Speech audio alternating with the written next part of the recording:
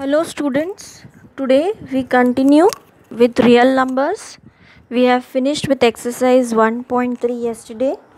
Now I start with theorem 1.5. Just see the theorem 1.5. It says let x be a rational number whose decimal expansion terminates. Okay, so a rational number whose decimal expansion terminates means you can divide it to a limit. Okay, then x can be expressed in the form p upon q. Okay, so this is a decimal expansion of some rational number. This is a rational number, its decimal expansion terminates. Then this number can be written in the form p upon q, where p and q are co-primes and the prime factorization of q is of the form 2 raised to n into 5 raised to m.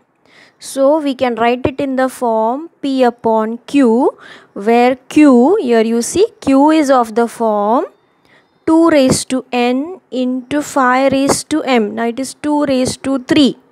We can write it as 2 raised to 3 into 5 raised to 0. 5 raised to 0 is 1. So it will not make a change in the value of this, where n and m are non-negative integers. So n and m, n is here 3, m is here 0, and these are non-negative integers. Its decimal expansion terminates. See, 3 upon 8, its decimal expansion terminates. That is why this we can write in the form p upon q. This is theorem 1.5. Now let's move on to theorem 1.6. Okay, now here just the contradiction. Let x is p upon q. So x is some number, p upon q, be a rational number. Let it be a rational number such that the prime factorization of q is of the form 2 raised to n into 5 raised to m, where n and m are non-negative integers. Then x has a decimal expansion which terminates. Okay, now just the opposite. What was given here? 3 upon 8. Its decimal expansion terminates. Then it can be written in the form p upon q. Okay, whereas here what is given? There is a number 3 upon 8. Okay, which can be written as 3 upon 2 raised to n into 5 raised to m.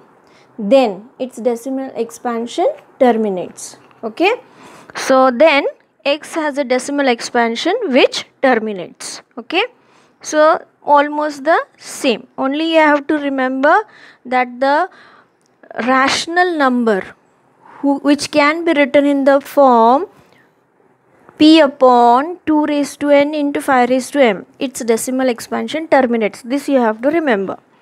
Now theorem 1.7. Let x is equal to p upon q be a rational number such that the prime factorization of q is not of the form 2 raised to n into 5 raised to m, where n and m are non-negative integers. Then x has a decimal expansion which is non-terminating. It will not terminate, it will keep repeating. Okay, so this is if the denominator is not of this form. Okay, if this denominator is not in this form, then it is non-terminating and repeating. Okay, so these are the 3 theorems.